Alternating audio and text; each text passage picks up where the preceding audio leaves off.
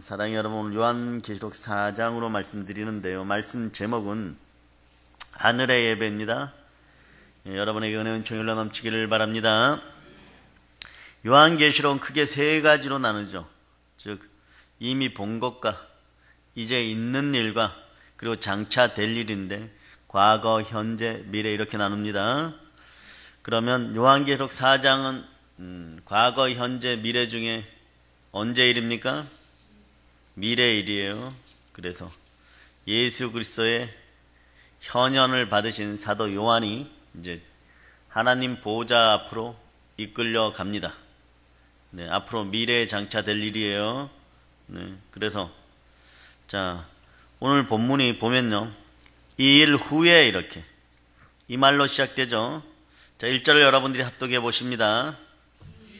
내가 보니 하늘에 열린 문이 있는데 내가 들은 바 처음에 내게 말하던 나팔 소리 같은 그 음성이 이르되 이리로 올라오라. 이후에 마땅히 일어날 일들을 내가 내게 보이리라 하시더라. 아멘. 네, 나팔 소리 같은 음성이 있어요. 이 음성이 누구에게서 납니까? 예수 그리스도에게서 나는 것이에요.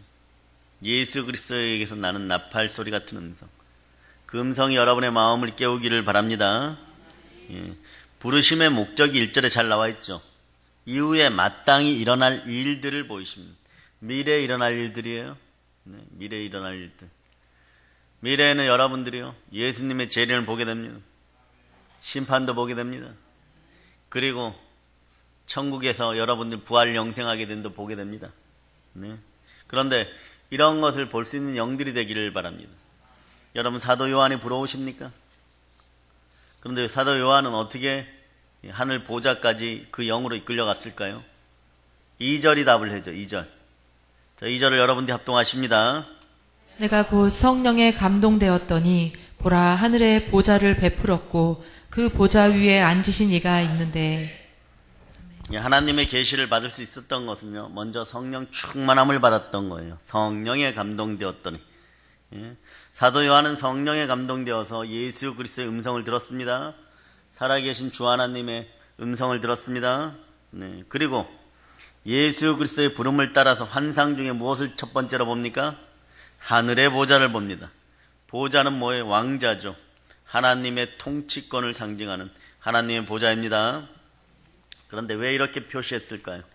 왜 보좌로 표시했을까요? 그때는요, 이 땅에 살았던 이스라엘 사람들, 유대 민족은요, 지상의 보좌에 의해서 많이 힘들었어요. 로마 황제의 보좌였거든요. 그런데 하필이면 이 당시가 말입니다, 네로보다 더 흉측하고 적그리스도로 표현되는 그런 황제가 앉아 있었어요. 이 사람 얘기는 유명한데 이 사람 약간 장애자예요. 네? 태어날 때 뭐 잘못 받아갖고 조금 문제가 있었어요, 몸에.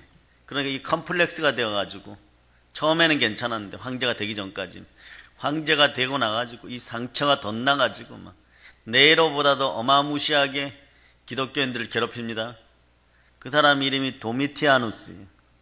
도미티아누스 황제에 의해서. 지금 이 자는 어디에 있을까요? 음부에 있습니다. 마지막 때 심판대 지옥으로 들어갑니다. 그래서 근데 이때 반모섬에다 사도 요한을 가둔 사람도 이 사람이에요. 그러니까 이런 고통과 핍박 속에 있는 요한과 또한 초대교회 성도들은 가장 바라는 게 뭘까요? 가장 바라고 소망하는 것이 뭘까요? 영어로 이런 거죠. What is your good life? 정말 선한 삶이 무엇입니까? 좋은 삶이 무엇입니까? 하나님과 함께 살아가는 것이에요. 우리 주께서 어서 오시옵소요. 마라나타입니다. 어서 오셔야 됩니다. 그 직접 통치해달라는 것이에요. 이런 소망을 강력하게 가지고 있던 사도 요한이 환상 중에 하늘나라에 올라가서 제일 먼저 쳐다보는 것이 어딜까요? 하나님이죠. 그리고 하나님 보좌이겠죠. 가장 관심을 기울일 수밖에 없는 것이 당연히 하나님의 보좌입니다.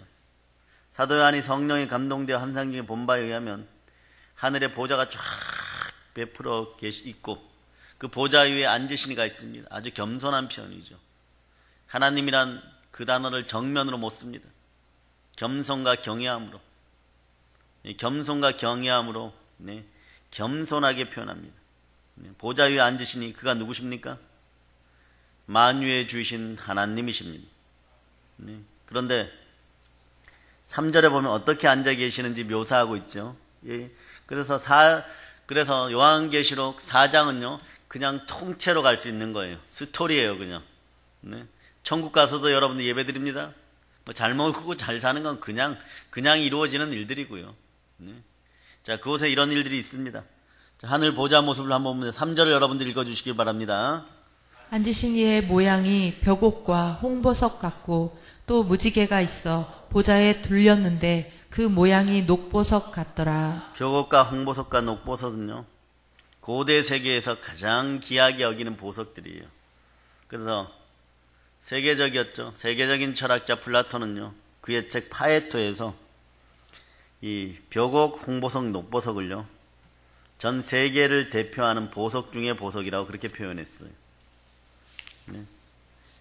하늘에 있는 그 모양 그대로 귀한 것들이 이 땅에도 있습니다. 하나님은 전혀 근거 없이 이 땅에 모든 것을 창조하지 않으셨어요. 에덴 동산도 마찬가지 하늘의 작은 모형입니다. 그러나 그것을 누가 잃어버렸습니까? 우리가 잃어버렸어요. 아담과 하와 탓만이 아닙니다. 인간 본성이 잃어버린 것이에요. 그런데 하나님의 보좌 주변에 이런 일들이 벌어집니다. 이런 일들이. 어떤 일이 벌어지냐. 4절을 여러분 읽어보세요.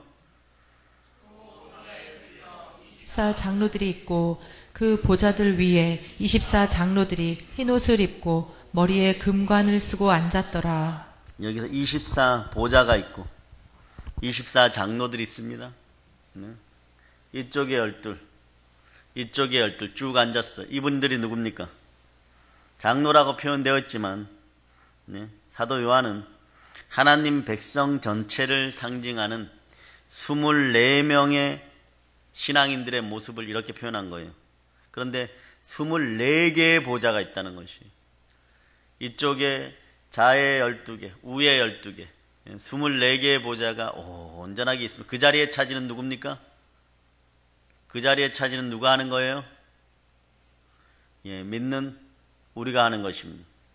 이들은 상징적으로 그렇게 표현되어 있는 것이에요. 이분들은 하나님 앞에 진정한 예배를 드리기 위해서 모여섰어요. 이들의 모습이 어떻습니까? 흰옷을 입고 금 면류관을 쓰고 위엄 있게 예배드리고 있습니다. 그런데 그 모습이 훗날에 여러분의 모습이 되어야 될 줄을 믿습니다. 먼저 흰옷은 뭡니까? 주홍같이 붉은 재, 진홍같이 붉은 재, 죄악으로 붉게 물들었던 우리의 인생사, 우리의 심령, 그런 것들을 예수 그리스도의 피로 보혈로 온전히 씻고 변화된 것을 하얀 세마포 흰옷으로 상징하죠. 그래서 참된 성도들이 입고 있는 흰옷은요 이제 더 이상 우리가 죄의 종들이 아니라 어린 양의 피로 온전히 깨끗하게 변화된 것을 상징합니다. 성경은 어린 양의 얘기로 시작해왔고 어린 양의 얘기로 끝납니다. 알파와 오메가예요. 처음과 끝입니다. 여러분의 인생도 예수에서 시작해왔고 예수로 끝난다는 걸 기억하시기를 바랍니다. 그래서 곧 우리가 예수의 공로로 구원받은 사람들, 그런 우리를 대표하시는 이들이 누구다? 24분의 장로들로 표현된 신앙인들이에요. 누군지는 몰라요. 그러나 그들 속에 분명히 여러분들의 얼굴이 있어야 됩니다. 우리들 속에서 그분들의 얼굴이 또한 발견돼야 돼요. 하나의 영으로 인도함 받고 있지 않습니까? 성령으로 인도함 받고 있지 않습니까? 그 닮은 듯 해야 돼요. 많이 닮은 듯 해야 돼요. 그런 모습들이 되시기를 바랍니다. 예수 피의 공로로 구원받은 사람들이 죄로부터 구별된 삶을 살고 거룩하고 성스러운 모습으로 설 때 그 겉모양은 흰옷을 입고 금면류관을 쓰게 되어 있는 것이에요. 하나님이 준비하신 자리에 앉게 될 사람들의 모습인 거예요. 하나님의 어린 양의 보혈로 예수 그리스도의 피로 거룩하여질 자다. 그래서 4절에 보면 24장로들 머리에 금관을 썼죠. 영어로도 분명해요. 이거는 다 아는 영어예요. Crowns of God. 골드 이렇게 되어 있죠. Crowns of Gold. 그러니까 금관이에요. 금관을 썼다는 얘기예요.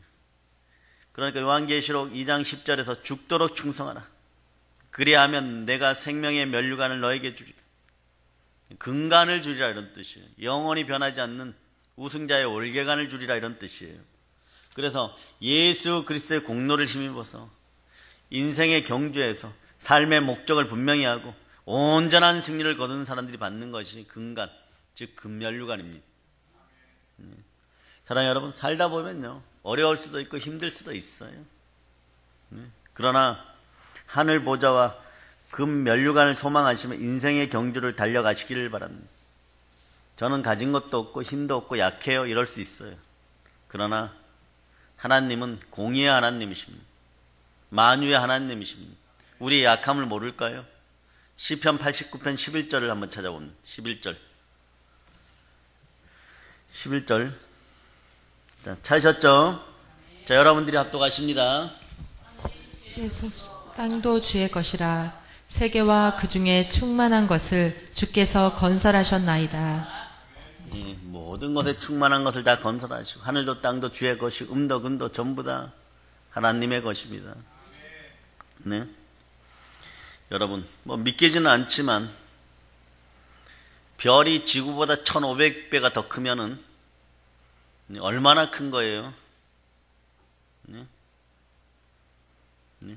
50만 광년 뒤에는 자 지구보다 1500배가 더 큰 다이아몬드로 된 별이 있대요. 네? 빛이 1초에 지구를 몇 바퀴 돈다고요? 7바퀴 반을 돕니다. 그런데 그 빛의 속도로 50만 광년을 달려가면 상상도 안 되죠. 그런데 그걸 어떻게 또 관측했어요? 대단한 사람들입니다. 대단한 지구인들이에요. 그것에 오징어를 닮은 외계인들은 안 왔다 갔다 했는지 모르겠습니다. 지구보다 1500배나 더 큰 다이아몬드로 만든 별이 있대요. 더한 것도 있겠죠. 근데 그것도 누가 창조했습니까? 하나님이 창조하셨죠. 우리도 누가 창조하셨습니까? 예. 어차피 지구 꼭대기에 올라가서 대기권 밖에서 보면 우리도 개미만 하고 우리는 안 보이죠. 50만 광년 뒤에 있는 그 다이아몬드 별도 안 보입니다. 안 보이기는 서로 마찬가지예요. 그 공통점은 딱 하나 있어요. 하나님이 다 창조하셨다. 네. 그런데 우리는 살아있는 생명체예요. 그 다이아몬드 별보다 더 빛납니다. 은과 금도 하나님의 것이고, 예? 다이아몬드 별도 하나님의 것이고 말입니다. 네. 지구보다 1500배나 더 크다고 합니다. 네. 자, 그런데 거기 14절을 89편 14절을 여러분들이 읽어보세요. 의와 공의가 주의 보좌의 기초라. 인자함과 진실함이 주 앞에 있나이다. 인자함과 진실함이, 사랑과 진실이 우리 하나님 앞에 계시지만 그분의 보좌의 기초는 뭐다? 의와 정의예요. 공의와 정의입니다. 여러분들이 이 사실을 알고 이제부터 신앙생활에 늦는 것 같아도 한 발 한 발 제대로 반석 위에다가 여러분을 세우시기를 바랍니다. 여러분이 그럼 반드시 이기는 거예요. 유실수를, 그러니까 과일나무를 많이 키우고, 네, 그러는 장로님 한 분이 성도분이신데, 네, 자기가 정말 과일나무를 많이 키우면서 깨닫게 된 것이 있어서 글을 한 편 올렸어요. 자신이 처음에 돈을 많이 가지고 그 시골 삶을 살아보겠다고 해갖고 큰 가수원을 인수합니다. 그래서 막 꿈에 부풀어 가지고 막 길도 내고 여기는 이 가실수, 여기는 다른 유실수 이렇게 자꾸 심어요. 그래서 자신이 농사 지으면서 같이 일하는 분들하고 이렇게 보다가 튼튼한 나무 밑에다가 거름을 많이 주게 했어요. 당연히 그렇겠죠. 우리도 좋은 나무 밑에다가. 그런데 재밌는 건요, 튼실한 열매를 많이 맺을 거라 그러는데 이상한 현상이 일어납니다. 기대가 항상 일치하는 것은 아니에요. 여러분도 마찬가지예요. 여러분의 삶에서 이렇게 하면 이런 일이 벌어지겠지 하고, 네, 그러나 항상 일치하는 것은 아닙니다. 주의 뜻이 있다는 거예요. 이분도 보니까 거름을 많이 주는 나무가 열매를 풍성하게 다 맺는 것은 아니라는 사실을 발견하겠대요. 겉보기에는 우리도 그렇죠. 조건 보고 선택할 때는. 그러니까 사기꾼들에게 당하는 거예요, 여러분. 겉보기에 나무가 크면 열매를 많이 맺을 것을 보여서 거름을 많이 줍니다. 근데 덕분에 덩치가 작은 나무에 주는 거름의 양이 큰 나무보다도 생각으로도 요거는 작은 나무고 또 좀 엉성하니까 좀 덜 줘도 되겠지 이렇게 상대적으로 조금씩 주게 되죠. 그죠? 수확철이 되면 놀라는 일들이 벌어집니다. 내가 기대했던 기대치와는 전혀 다른 일들이 벌어져요. 튼튼하게 잘 자라 기대가 컸던 나무보다 비실하고 약하게 자라던 나무가 더 좋은 열매를 더 많이 맺는 경우가 허다하다는 것이요, 여러분. 겉보기에는 약하고 연약해 보이는 나무의 열매가 더 알차서 자기 자신조차도 이해할 수 없어 자꾸 공부하게 되더라는 거죠. 이제는 20년 이상 되었고 베테랑이 되었다고 합니다. 왜 그런지도 안 됩니다. 그래서 이 같은 경험을 정말 계속해서 체험하다 보니까 한 해는 이런 생각이 들더래요. 거름을 뿌리고 난 다음에 내년에는 조금 메마르고 좀 작은 나무들에게 거름을 더 많이 줘야지 이러는데 한 해가 지나서 거름을 줄 때 자기 자신도 모르게 깜빡 잊어버리고 이랬다는 것이죠. 그러니까 자기는 늘 자기의 습관이 우리도 이것에서 벗어나야지 충만한 부유가 함께합니다. 보암직도 하고 보암직한 나무에다가 거름을 많이 주고 있는 자기 자신을 보면서 성경 말씀이 생각나고 피식피식 웃었다는 거예요. 그러니까 어느 날 보니까 이제 공평하게 주다가 작은 나무에도 많이 주게 되었다는 거예요. 이 사람이 왜 그랬을까요? 욕심 때문이에요. 이분이 솔직하게 고백하는 거예요. 큰 나무에 많은 열매가 계속해서 나올 것이라는 고정관념을 갖고 동일한 행동들을 반복했다는 거예요. 욕심 때문이라고 이분도 적어놨어요, 여러분. 사실은 덩치가 큰 나무는요, 왜 열매를 많이 못 맺을까요? 계속해갖고 그 덩치 불리기를 너무 좋아한다는 거예요. 그래서 제가 찾아봤어요. 과일 나무는 곱게 쭉쭉 자란 나무들은요, 한국에 있는 것들을 기준으로 토종을 얘기하는 거예요. 외국엔 다를 수도 있습니다. 쭉쭉 자란 것들은요, 자기 외형에 신경 쓰느라고 열매 맺을 겨를이 없다는 거예요. 그러니까 덩치 불리기를 너무 좋아한다는 거예요. 그래서 거름이 오면 일단 몸집 불리기에 자양분을 먼저 쓴다는 거예요. 줄기에다 영양분을 많이 끌고 가고 가지가 먼저 양분을 흡수한다는 거예요.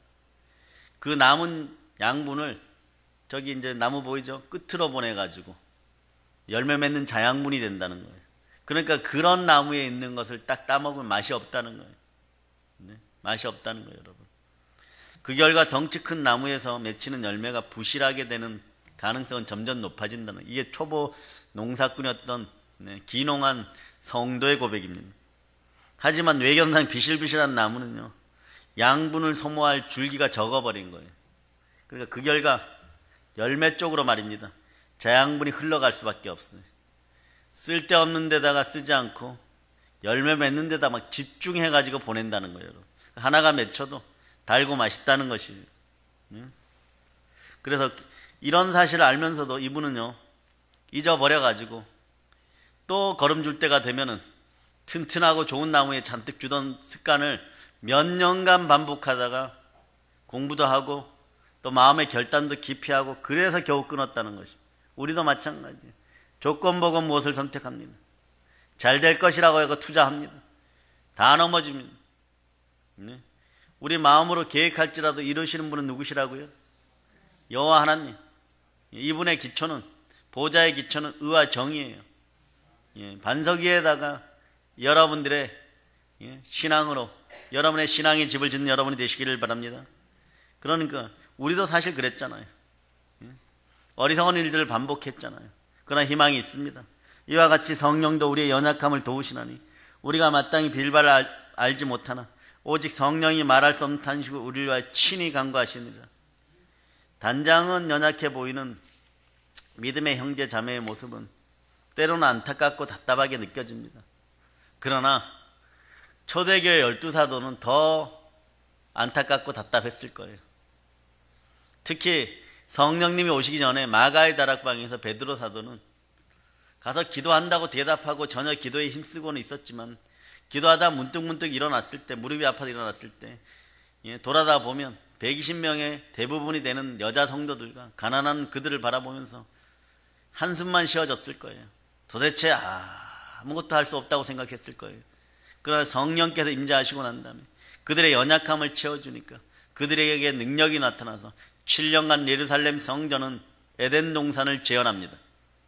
인류 최초의 이 땅에 세워진 7년간의 또 다른 교회 천국이었다는 것을 여러분들이 아시기를 바랍니다. 네. 여러분은 기억해야 돼요. 친히 우리를 위하여 간구하시는 성령님의 역사를 믿으세요. 이미 승리하신 우리 주 예수 그리스도의 다 이루신 그 일의 믿음으로 동참하시기 바랍니다. 그러기만 하면 됩니다. 모든 조치를 취해 놓으신 주의 영광을 여러분들은 분명히 알게 되고 보게 되고 맛보게 될 것이 분명합니다. 여러분, 남이 뭐라고 해도 말이에요. 여러분들 인생이 막 그래요. 쟤는 막 잘하는데 막 저 인생이 왜 저렇게 구부러졌냐? 저기는 왜 이렇게 막 가지도 막 삐뚤삐뚤하고 소나무가 돼 가지고 막 옆으로 기울고 쭉쭉 뻗지를 못하고 왜 저러고 막 남에게 고개 숙인 듯이 저러고 있느냐?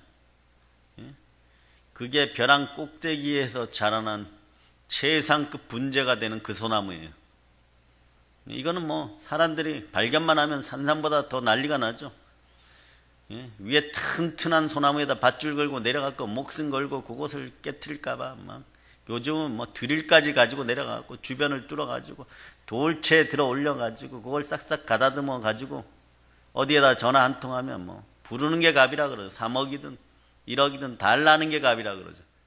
근데 다른 소나무들이 평가할 때 그렇게 얘기하는데 쟤는 무슨 벌을 받아가지고 저기에 씨앗이 떨어져갖고 꾸불꾸불하게 나와가지고 막 옆으로 가지도 막 못 뻗어가지고 막 저러고 있고 막 거기에 잎사귀 몇 개 나갔고 소나무네 이러고 창피해 죽겠다 이러는데 나중에 솔로몬이 왔을 때 뽑히는 술람미예요. 이게 인생이에요, 여러분. 이게 영어로 This is life. 이게 인생이에요, 여기. 프랑스어로는 세라비. 이게 인생이에요, 여러분. 전혀 아닌 줄 알았는데 그것을 보석으로 보십니다. 질그릇 같은 우리 인생 속에 혈육중의 여인을 만나주시는 우리 주 예수 그리스도. 우리 속에 오셔갖고 우리 보고 그렇게 얘기합니다. 너희가 보배다. 내가 너희와 함께 해준다. 일어나 너희 믿음으로 걸어가라. 그런 은혜들을 입으니까 옥합을 깨트려서 향유를 발에 붓고 손으로 닦는 것도 아깝고 천으로 닦는 것도 아까우니까 눈물로 닦고 머릿결로 닦아주는 그 사랑. 그래서 우리와 예수 그리스도의 사랑은 그런 사랑인 것이에요. 우리 인생이 굴곡질 수 있어요. 남들이 볼 때 연약해 보일 수 있어요. 그러나 약한 나로 강하게 하십니다. 무명한 것 같으나 우리는 유명한 거예요. 가진 것이 없는 것 같으나 우리는 이미 부요한 존재들입니다. 분명히 여러분들은 주의 영광, 하늘의 영광을 보게 될 것입니다. 그래서 5절을 여러분들 읽어보세요. 5절을.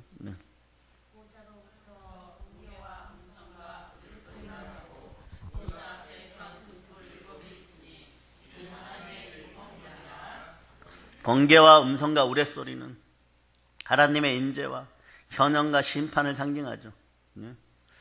사도 요한은요, 요한계시록을 읽은 성도들에게 지금 말세 지말이라 그랬죠. 말세 지말에 임할 심판이 하나님께로부터 시작되는 사실을 말하고 있는 거예요, 여러분. 심판은 하나님으로부터 시작됩니다. 나를 위하여 몸죽고 피 흘려 나를 구원하는 구세주 우리 주 예수 그리스도가 나의 중보주이시고 나의 변호주이시고 또한 나의 심판주라는 사실을 기억하시기를 바랍니다. 왜 그런지 아십니까?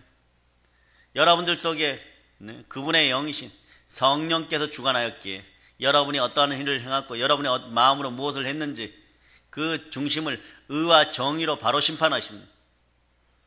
성령께서 얼마나 충만하게 오랫동안 함께 살았느냐, 주와 동행하는 삶을 살았느냐가 심판의 결과물들이에요. 그러니까 여러분들이 신앙인으로서 복을 받거나 안 받거나 상관없이 여러분들이 성령 하나님과 함께 하다 보면 영원한 축복과 영원한 행복은 이미 확보된 것이에요.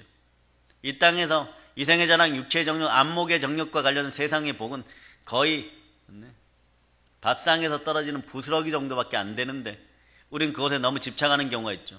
그래서 만몬이 찾아오면 여러분 대단히 좋아했어요. 그럼 오늘부터 그들의 머리를 밟아버리기를 바랍니다.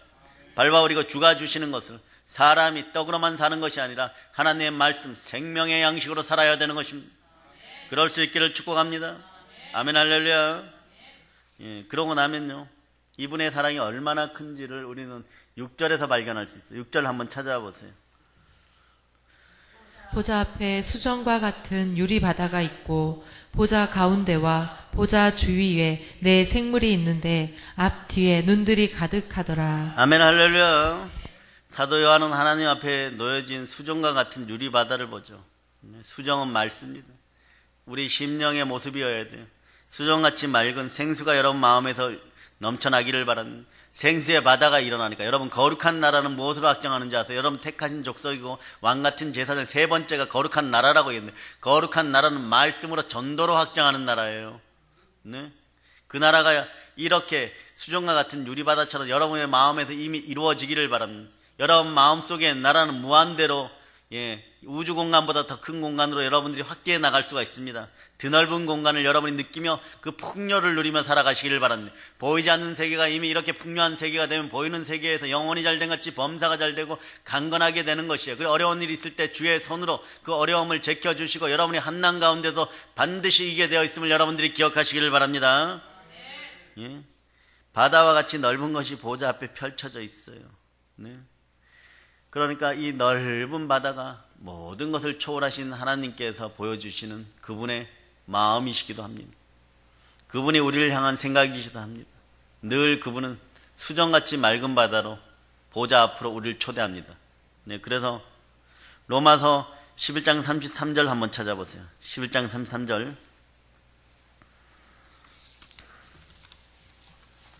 11장 33절. 자, 여러분들이 합동하십니다.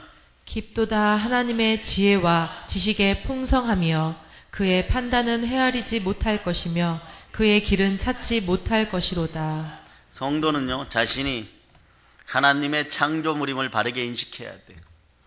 낮 시간에도 나오셨지만 여러분, 겨울날 춥다고 해갖고 오산은 뭐가 많아서 오산이에요? 까마귀가 많죠.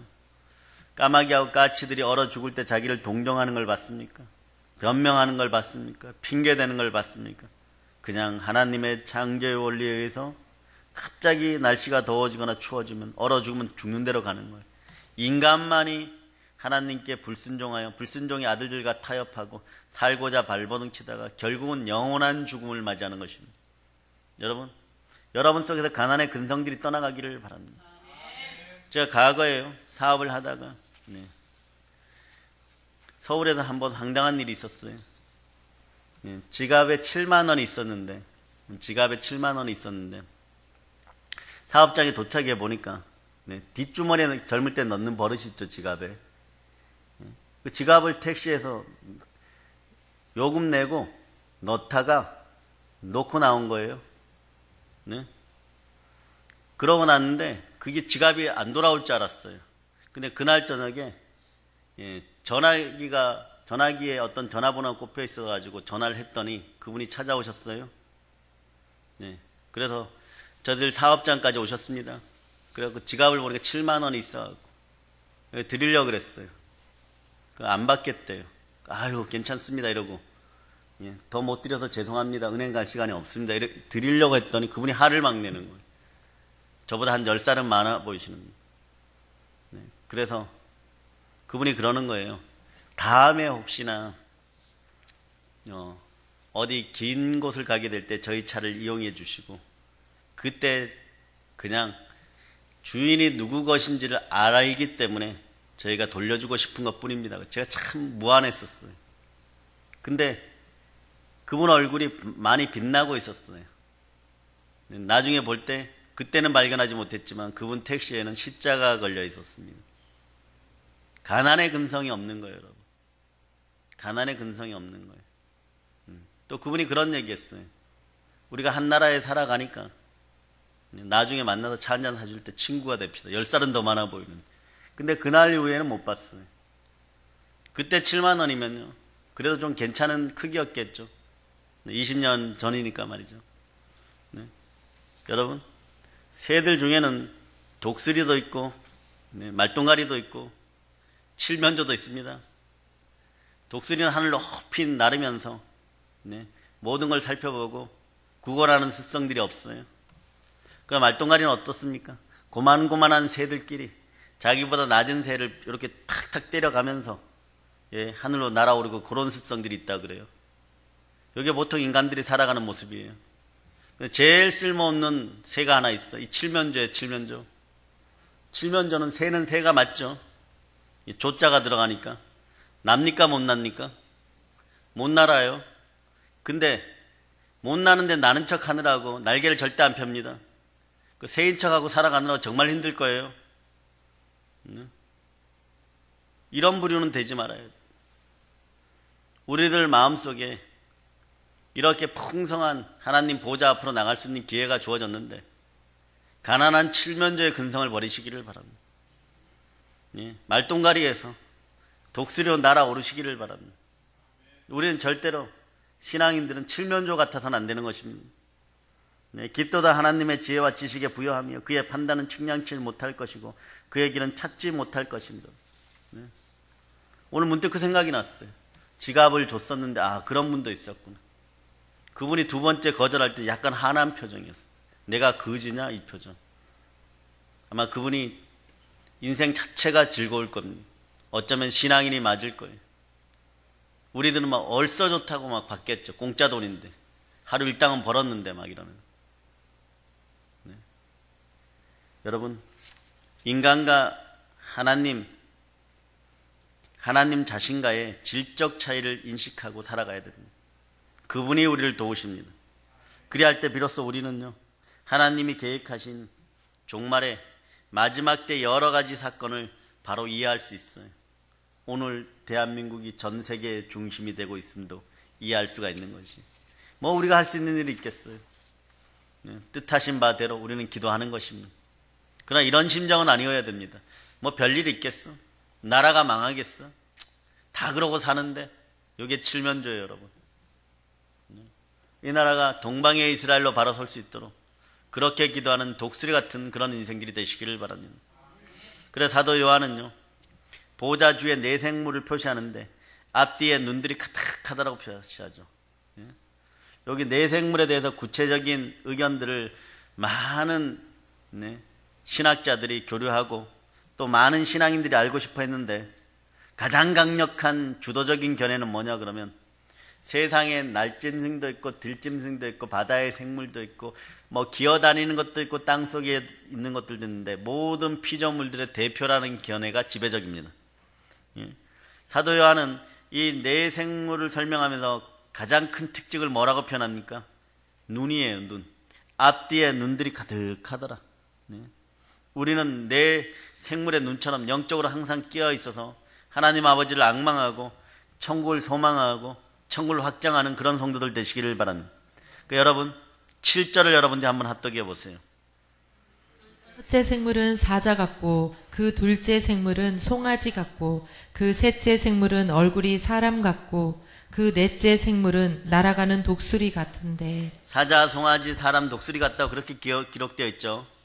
이들의 특징을 보면 사자는 용맹함의 용기죠. 송아지는 소로 상징되죠. 힘입니다. 힘, 부지런함. 그 사람은 솔로몬이 무엇으로 전 세계를 다스렸습니까? 지혜예요. 지혜가 있어야 됩니다. 독수리는요, 날렵함, 신속함이죠. 신속함의 상징이죠. 네? 하나님의 피조물들은 이런 네 가지를 갖출 때 예수 그리스도께 나와서 온전히 예배드릴 수 있는 거예요. 예, 그리고 8장의 특징을 가지고 있어야 됩니다. 자, 8장은 8절은 여러분들이 크게 읽어주시기를 바랍니다. 네 생물은 각각 6 날개를 가졌고 그 안과 주위에는 눈들이 가득하더라. 그들이 밤낮 쉬지 않고 이르기를 거룩하다 거룩하다 거룩하다 주 하나님 곧 전능하신 이여 전에도 계셨고 이제도 계시고 장차 오시리시라 하고. 6 날개를 가졌다는 것은요 간단합니다. 너무 부지런할 수밖에 없어요. 날개 4개를 쓰지 않아도 어떻게 2개만 있으면 날아다닙니다. 끊임없이 난다는 뜻이. 하나님을 찬양하기 위해서 끊임없이 몸동작을 한다는 것이에요. 그리고 6날개 다 펴지면 어떻게 됩니까? 빨라도 너무 빠르죠. 신속한 이동을 암시하는 거예요. 네. 여기에 있는 이 스랍 천사들이 얼마나 하나님의 뜻을 받들어 섬기고 봉사하기에 여념이 없는지 보여주는 거예요. 거룩하신 분 앞에, 네. 그 안에 그 안과 주위에 눈들이 가득하고 쉴 틈 없이 영적인 긴장감을 가지고 하늘의 통찰력을 유지하고 있음을 여러분들은 인지하시기를 바랍니다. 우리들도 영적인 긴장감이 적절히 있어야 돼요, 여러분. 천상의 통찰력을 가지고 있어야 돼요, 여러분. 깨어 있으시기를 바랍니다.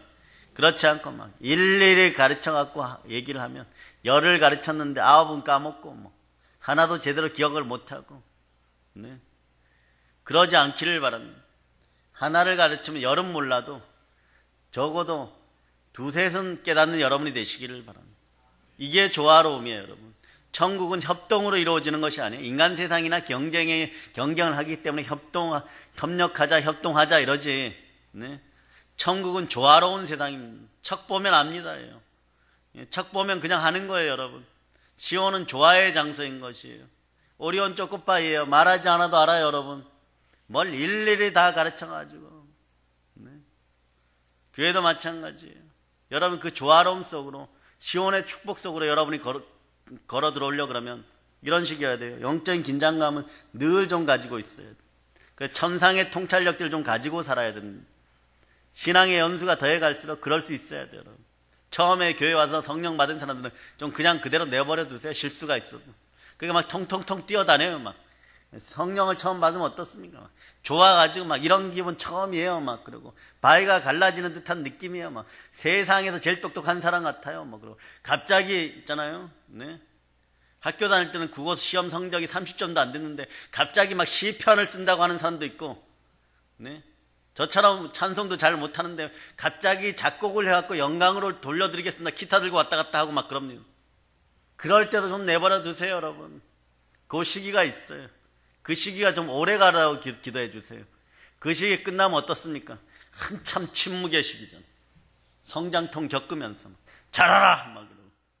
옛날 같으면 조금만 실수해도 하나님이 얼른 일으켜 주시고, 아버지 이러면 막 얼른 사탕 입에다 탁 물려주고 막 그래갖고 그래 오냐 가라 이러면, 이제는 좀 자랐다고 엉덩이를 퍽퍽 때려가지고 그냥 그것도 못하냐 그러고, 예?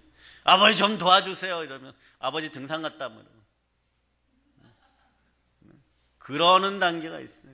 그 단계가 지나고 나면은요, 성장통 다 겪고 나면은 침묵도 응답이고, 예, 응답해 주는 거 답이고, 어떤 때는 그러죠. 아버지 제발 오늘은 부르지 마세요. 네, 그 전까지는 불러줘야 좋은 거예요. 아버지 이번에는 제발 불러주지 마세요. 네, 근데 정확하게 하시오. 가자. 네, 이럴 수 있는 인생들이 되시기를 바랍니다. 그래서 예민한 감수성도 좀 지니고 살아야 되고, 하나님의 거룩한 뜻을 알기 위해서 내가 좀 샤프해지는 그런 성령의 지혜가 좀 있어야 돼요. 그러나 예배 가운데 보혈이 임하면 그런 것이 계속 임한다는 여러분들이 기억하시기를 바랍니다. 그래서 이처럼 성도는요, 참된 성도는 매사에 부지런함과 열심으로 섬기고 봉사하고 하나님 앞에 보혈을 의지하여 주의 보혈 능력이 있도다 이러면서 나와야 돼요.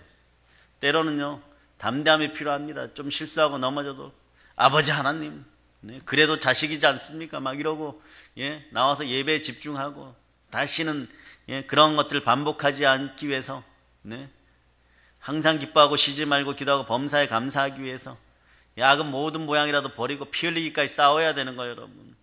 조금 야단 맞았다고 해가지고 막 주눅 들어가지고 막, 예, 자기만의 동굴 속에 들어가가지고 거기서, 예, 시커먼 거하고 또 만나가지고 막 그 잡혀먹고 이러지 말고, 네. 그래서 여러분 자신의 전 삶을 오직 하나님을 찬양하는 데만, 네, 집중할 수 있는 그런 여러분들이 되시기를 바랍니다. 이걸 잘하는 사람이 누구냐 그러면 다윗이에요.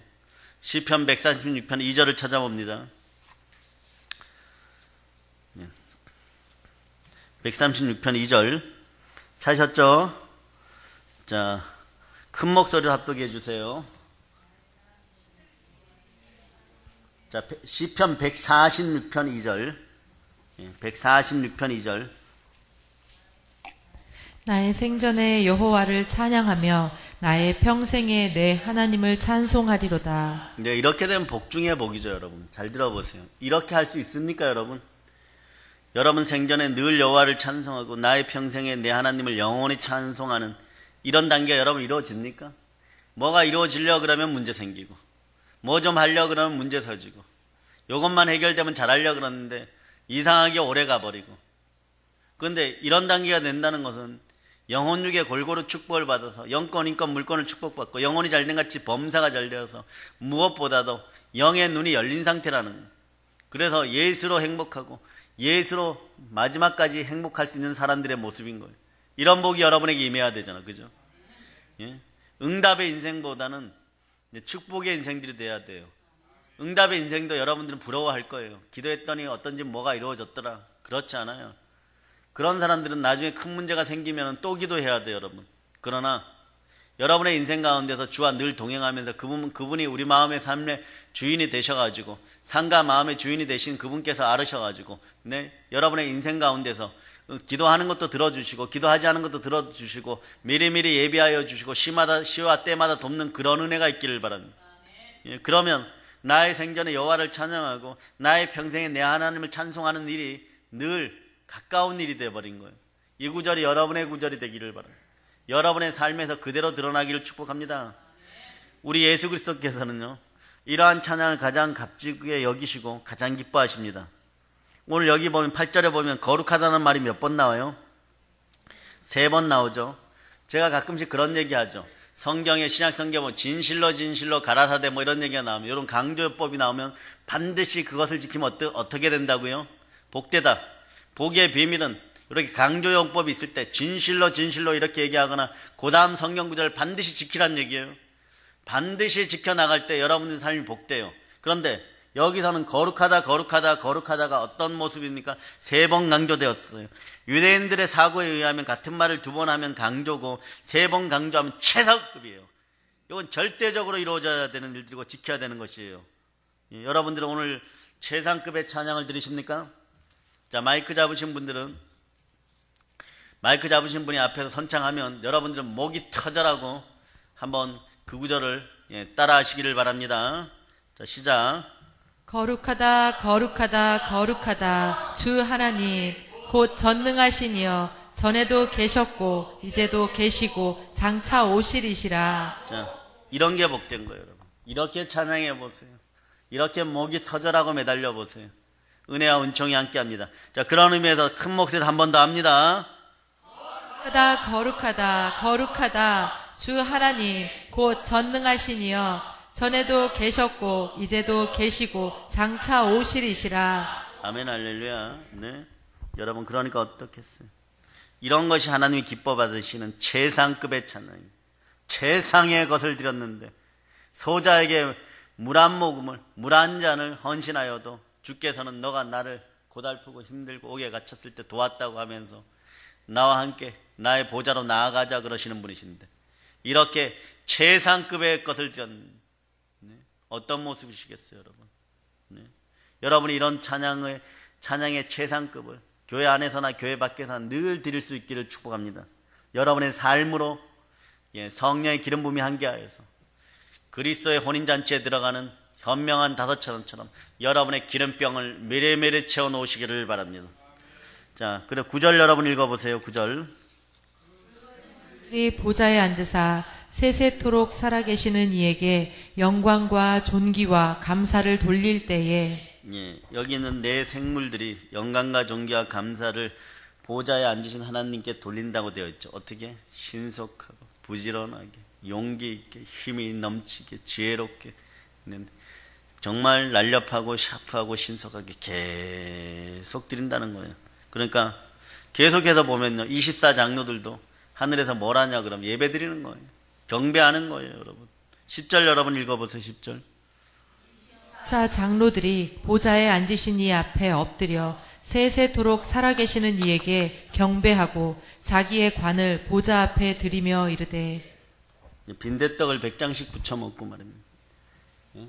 냉면을 세수대하다 퍼먹고 말입니다. 매운 거 먹기도 하고 막 그리고 먹방으로 요즘 먹고 사는 사람들도 있죠. 그런 사람 몇 사람 안 되어야 돼요. 전부가 말입니다. 뭐 한 끼 먹을 때마다 막 갈비 뭐 한 100개씩 갖다 놓고 먹고, 네? 전부 냉면을 막 새우대하러 퍼먹고 뭐 이러면 이게 사람입니까? 이게 못 살아요, 여러분. 그 사람들은 오랜 시간 동안 뭐 특별하게 막 훈련하고 또 몸을 연단시켜서 그렇게 되는 거지. 사람이 그렇게 계속 먹고 그러면 그게 사람이 되겠어요, 여러분? 네? 우리가 사람이 떡으로만 사는 것이 아니에요. 영혼의 양식, 하나님의 말씀으로 살아야 될 줄을 믿습니다. 천국 가서 잘 먹고 잘 산다. 예, 잘 먹고 잘 사는 부분이 있어요. 그러나 커다란 빵에 조그마한 부스러기 정도에 해당되는 일이에요. 우리는 거룩하신 우리 주 예수 그리스도와 함께 아버지 하나님께 나아 영원토록 거룩하다, 거룩하다, 거룩하다. 거룩하시니 우리 아버지 하나님을 경배하고 예배드리는 시공간을 초월하는 영적인 카타르시스를 느끼면서 사랑 충만함으로 그런 영이 무한대로 성장해가는 놀라운 그런 감동으로 살아가는 사람들. 이 땅의 쾌락은 비교조차 할 수 없는, 그 어떤 것도 비교할 수조차 없는, 마약마저도 비교조차 할 수 없는 그런 충만한 기쁨과 충만한 은혜와 충만한 부요가 함께하는 것이 천국인 거예요. 그때가 가장 절정의 아름다움을 느끼는 때가 언제다? 하나님을 24장로와 함께 예배드릴 때예요, 여러분. 네? 그래서 근데 이들의 모습이 어떻게 예배를 드립니까? 이 모습으로 드리라는 얘기예요. 11절을 여러분이 보십니다. 11절을. 우리 주 하나님이여 영광과 존귀와 권능을 받으시는 것이 합당하오니 주께서 만물을 지으신지라 만물이 주의 뜻대로 있었고 또 지으심을 받았나이다 하더라. 예. 보좌에 앉으신 영광스러운 하나님 앞에 엎드려서 아버지 하나님을 경배하며 동시에 자신들이 쓰고 있던 금면류관을 모두 벗어 던지고 납작 엎드려서 찬송합니다. 이게 무엇을 상징합니까? 우리의 이생의 자랑, 안목의 정력, 육체의 정력을 예수 그리스도 앞에 내려놓고 오로지 주의 뜻을 따라 살아가겠다는 것을 그걸 의미하고 있는 거예요, 여러분. 하나님 앞에 나아가는 사람들은 전인격적으로 아버지 하나님 앞에 무릎을 꿇어야 됩니다. 문제만을 위해서 무릎을 꿇는 것이 아니에요. 교만한 자아를 내려놓고 고집스러운 자기를 부인하고 하나님 앞에 겸손한 태도를 가지고 나가야 돼요. 그리고 오직 존귀하고 거룩하신 하나님만이 높임과 영광을 받으실 분이라는 걸 기억하고, 이 사실을 또한 여러분 인생 전체에서 또 전 인격적으로 주께 내려놓을 때 성령께서 그 마음속에 주인 되어서 여러분의 인생은 더욱더 흠없고 점없는 인생들이 되는 것이에요. 내려놓으면 또 내려놓을 수 있습니다. 내려놓지 않으니까 영원히 못 내려놓는 거예요. 내려놓으면 또 내려놓는데 빈자리에 누가 들어가시냐 그래요. 성령께서 말씀으로 함께 하시고 우리 주 예수 그리스도가 우리 마음속에 차려진 하나님의 보좌 같은 그 보좌 위에 여러분 마음판의 성전에 왕으로 만왕의 왕으로 자정하십니다. 그 마음을 가지고 나와서 하나님 아버지 앞에 예배 드릴 때 사도 요한이 오늘 본 하늘의 예배가 이 땅에서 이루어질 때 대한민국과 한국교회는 살아나게 되고 여러분 개인과 여러분의 가정이 살아남을 여러분이 믿으시기를 바랍니다. 그래서 우리 주 하나님이여 영광과 존귀와 권능을 받으시옵소서. 합당하십니다. 주께서 만물을 지으신 줄 만물이 주의 뜻대로 있었고 또 지으심을 받았나이다 하더라고요. 89편 13절 시편 89편 13절 여러분 읽어보세요. 찾으셨죠? 자, 찾으셨으면 여러분이 합독하십니다. 주의 팔에 능력이 있사오며 주의 손은 강하고 주의 오른손은 높이 들리우셨나이다. 네. 아멘. 여러분 시편은 아무나 쓰는 게 아닙니다. 온전한 감동 가운데 우리 주 예수 그리스도를 온전히 높일 때 시편이 자연스럽게 나오는 거예요. 여러분들도 시편이 마음에서 시냇물처럼 강물처럼 바다처럼 흐르는 여러분들이 되시기를 바랍니다. 그런 마음으로 예배 드려보세요. 은혜 달라 복 달라 하지 않아도 돼요. 이미 은혜이고 복인데 여러분들이 정말 그러한 인생들이 되시기를 다 축복합니다. 그래서 보면 24장로들이 창조주신 예수님을 특별하게 부각시키고 찬양합니다. 여러분 높아지고 싶습니까? 주를 높이세요. 주가 여러분을 높이십니다. 우리는 우리의 참된 주인이 누구인지 아는 것입니다. 여러분 착각하지 마세요. 가끔 신앙생활을 하면서 마음이 원하지 않았어요. 그러나 어떤 신학자가 얘기한 것처럼 기독교에는 끊임없이 주를 선택해야 됩니다. 예수 그리스도가 주인이 되지 않는 순간에 마음으로 선택한 다른 것들은 다른 우상이 되어서 나의 주가 되고 있는, 즉 불순종의 아들들 가운데 역사하던 우상의 영이 그 순간에 내 마음의 주인이었어요. 그 시간만큼은 적어도 예수 그리스도가 함께하지 않은 거예요. 그러나 반대로 늘 우상 가운데 있다가 어느 날 주의 음성이 들리는 듯하고 예배드리고 싶은 마음으로 눈물 흘리며 회개하고 돌아올 때 그 시간만큼은 예수 그리스도가 주인인 거예요. 하나님의 성령을 힘입어서 가짜 주인을 내몰아 버리세요. 그럼 하나님 나라가 이루어집니다. 더러운 귀신을 내어 쫓으세요. 우상 숭배 영들을 내어 쫓으세요. 주가 주 되심으로 여러분의 가정이 하나님 나라로 이루어진다는 것을 여러분이 기억하시기를 바랍니다. 주가 만물의 기원이심을 여러분들이 알아야 돼요. 그래서 오늘 그러잖아요. 주의 뜻대로 있었고 그의 뜻을 통하여 이렇게 얘기하는, 그리고 그의 뜻을 통하여 지으심을 받았나이다. 예수 그리스도가 창조의 주체이시고 우리는 뭡니까? 창조된 피조물들이라는 이 사실 절대적으로 기억하시기를 바랍니다. 1000년을 살 것 같죠? 아니요. 하나님이 일반적인 은혜 가운데 우리가 넘어지고 자빠질 때도 스스로 일어설 수 있도록 다독이면서 이러는 그 일반적인 은혜 가운데 있기에 별일 없는 것 같지만 이미 심판대 위에 농명록에는 계속해서 써져가고 있다는 걸 기억하시기를 바랍니다. 이걸 지울 수 있는 것은 주의 보혈 앞에 나와서 회개하고 우리가 주를 경배할 때 납작 엎드리고 금멸류관을 내려놓고 주가 주 되시게, 하나님이 하나님 되시게 예배드릴 수 있는 전인격적인 성도들이 되시길 축복합니다. 사랑하는 여러분, 오팔이라는 보석 아시죠? 찾아보니까 그렇게 이쁘지도 않아요. 그런데 이게 실체가 납니다. 뭐냐? 평상시에는 광채도 광택도 없고 그렇게 단단해 보이지도 않아요. 그냥 조금 알록달록해 보이는 돌입니다. 여건이 되시는 분들은 한번 꼭 사서 손에 끼든가 목에 끼워 보시기를 바랍니다. 그럼에도 불구하고 이 오팔은 오래전부터 보석으로 불려지고 귀하게 여겨져 왔어요. 왜냐하면 오팔에 아주 특별한 특성이 있기 때문입니다. 오팔은 교감의 보석으로 불립니다. 왜냐하면 이 보석은 인간의 손으로 꼭 잡아서 온기를 넣어주면 무지갯빛 광채를 쫙 내뿜어요. 신비하죠? 오팔이 보석으로 아름다운 모습을 나타내기 위해서는 인간의 체온이 필요한 것, 나의 체온이 필요한 것입니다. 그래서 오팔은 이러한 특별한 특성 때문에 지금까지도 인류 역사에서 많은 사람들, 보석을 좀 안다고 하는 사람들에게는 특별한 사랑을 받아왔습니다. 믿음의 성도들도 마찬가지예요. 여러분. 오팔과 같은 존재입니다. 우리의 모습은 평범하지만 하나님의 손 안에 쥐어지게 되면요, 우리는 세상에 어느 누구와도 비교할 수 없는 광채를 일으킵니다. 일어나서 빛을 발할 것. 내 생물과 24장로들이 쉬지 않고 우리 주 하나님, 아버지 하나님께 성령 하나님과 경배와 찬양을 드리는 것 같이 우리도 그렇게 빛나는 존재들이 되기를 바랍니다. 우리도 하나님 아버지께 쉬지 않고 경배와 찬양을 드리기를 바랍니다. 그 주 하나님 주권 아래 빛나는 보석 같은 존재들이 다 되시기를 바랍니다. 오늘 요한계시록 4장이 얘기하고 싶은 것은 그거예요. 하나님 보좌에 온전하게 12번이 다 자리 잡고 우리 주 예수 그리스도를 믿는 만민들이 다 그렇게 자리 잡을 수 있다는 것이, 그 사실을 기억하고 살아가시기 바랍니다. 우리는 예수로 시작되어 예수로 끝나고 예수로 말미암아 우리 인생의 빈담을 여러분이 기억하시기를 바랍니다. 이제 성령 충만하여 땅같이 복음을 전하는 우리 주 예수 그리스도 이름을 영원히 높입시다. 그렇게 하실 수 있기를 예수 그리스도 이름으로 축복합니다. 보일러 인칩니다. 아멘.